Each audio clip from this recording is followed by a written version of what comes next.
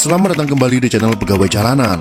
Semoga informasi yang kami sajikan ini bisa bermanfaat untuk kita semua. Silahkan kalian simak video ini agar kalian bisa menangkap informasi yang kami sajikan. Selamat menonton.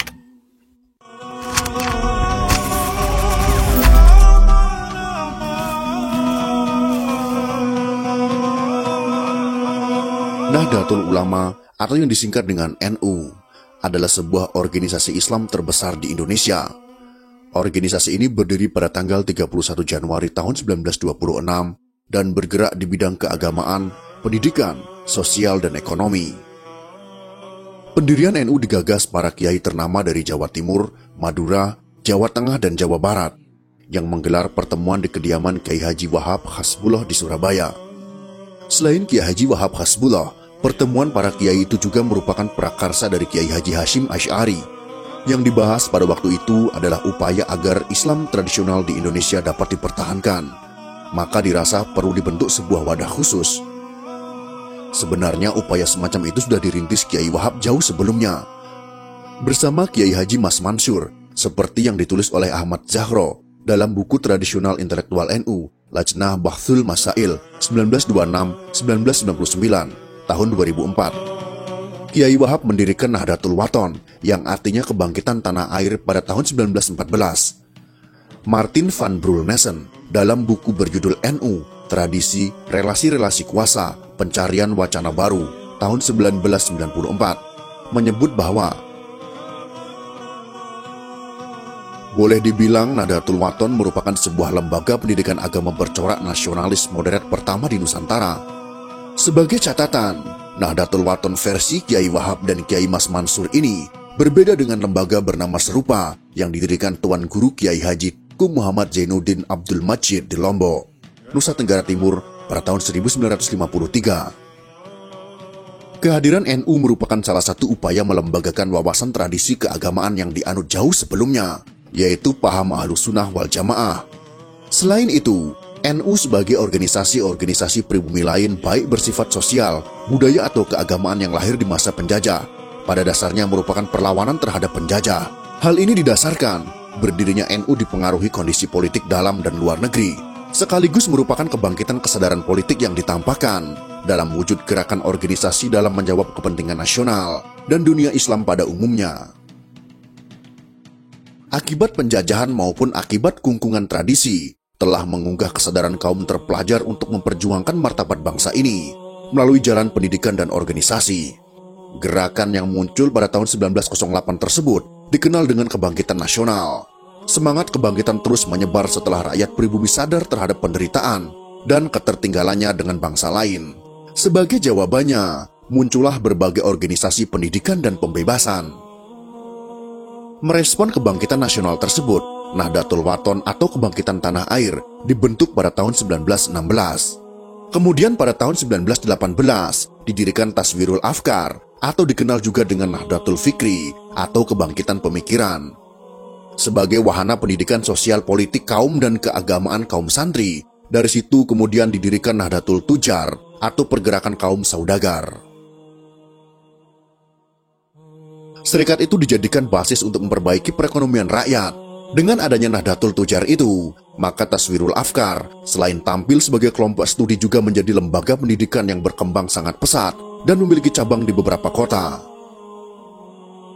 Berangkat dari munculnya berbagai macam komite dan organisasi yang bersifat embrional dan ad hoc, maka setelah itu dirasa perlu untuk membentuk organisasi yang lebih mencangkup dan lebih sistematis untuk mengantisipasi perkembangan zaman. Maka setelah berkoordinasi dengan berbagai kiai, karena tidak terakomodir kiai dari kalangan tradisional untuk mengikuti konferensi Islam dunia yang ada di Indonesia dan Timur Tengah, akhirnya muncul kesepakatan dari para ulama pesantren untuk membentuk organisasi yang bernama Nahdlatul Ulama atau Kebangkitan Ulama pada tanggal 16 Rajab tahun 1344 Hijriah atau tepatnya 31 Januari tahun 1926 di kota Surabaya. Organisasi ini dipimpin oleh Kiai Haji Hasyim Asy'ari sebagai Rais Akbar.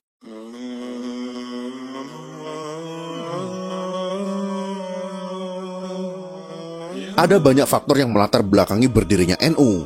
Di antara faktor itu adalah perkembangan dan pembaharuan pemikiran Islam yang menghendaki pelarangan segala bentuk amaliyah kaum Sunni, sebuah pemikiran agar umat Islam kembali pada ajaran Islam murni, yaitu dengan cara umat Islam melepaskan diri dari sistem bermazhab. Bagi para kiai pesantren, pembaharuan pemikiran keagamaan sejatinya tetap merupakan suatu keniscayaan, namun tidak dengan meninggalkan tradisi keilmuan para ulama terdahulu yang masih relevan. Untuk itu, Jamiah Nahdlatul Ulama cukup mendesak untuk segera didirikan. Untuk menegaskan prinsip dasar organisasi ini, maka Kiai Haji Hasyim Asy'ari merumuskan kitab Kanun Asasi, yaitu prinsip dasar. Kemudian juga merumuskan kitab Etikat Ahlussunnah wal Jamaah. Kedua kitab tersebut kemudian diejawantahkan dalam Khitah NU, yang dijadikan sebagai dasar dan rujukan warga NU dalam berpikir dan bertindak dalam bidang sosial, keagamaan, dan politik.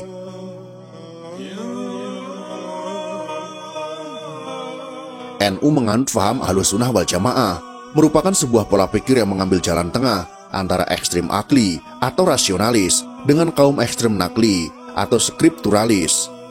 Karena itu sumber hukum Islam bagi NU tidak hanya Al-Quran dan Sunnah, tetapi juga menggunakan kemampuan akal ditambah dengan realitas empirik. Cara berpikir seperti itu dirujuk dari pemikir terdahulu, seperti Abu Al-Hasan Al-Asy'ari dan Abu Mansur Al-Maturidi dalam bidang teologi atau tauhid atau ketuhanan. Kemudian dalam bidang fikih, lebih cenderung mengikuti mazhab Imam Syafi'i dan mengakui 3 mazhab yang lain, Imam Hanafi, Imam Maliki, dan Imam Hambali, sebagaimana yang tergambar dalam lambang NU berbintang 4 di bawah. Sementara dalam bidang tasawuf, mengembangkan metode Al-Ghazali dan Syekh Junaid Al-Baghdadi yang mengintegrasikan antara tasawuf dengan syariat. Gagasan kembali ke Khitah pada tahun 1984 merupakan momentum penting untuk menafsirkan kembali ajaran Ahlussunnah wal Jamaah serta merumuskan kembali metode berpikir, baik dalam bidang fikih maupun sosial, serta merumuskan kembali hubungan NU dengan negara. Gerakan tersebut berhasil kembali membangkitkan gairah pemikiran dan dinamika sosial dalam NU. Dalam mendukung basis pendukung atau warga NU, ada beberapa istilah yang perlu diperjelas, yaitu anggota, pendukung atau simpatisan, serta muslim tradisionalis yang sepaham dengan NU. Jika istilah warga disamakan dengan istilah anggota, maka sampai hari ini tidak ada satu dokumen resmi pun yang bisa dirujuk untuk itu. Hal ini karena sampai saat ini tidak ada upaya serius di tubuh NU di tingkat apapun untuk mengelola keanggotaannya. Apabila dilihat dari segi pendukung atau simpatisan, ada 2 cara melihatnya. Dari segi politik, bisa dilihat dari jumlah perolehan suara partai-partai yang berbasis atau diasosiasikan dengan NU seperti PKB, PNU, PKU, Partai Sunni, dan sebagian dari P3.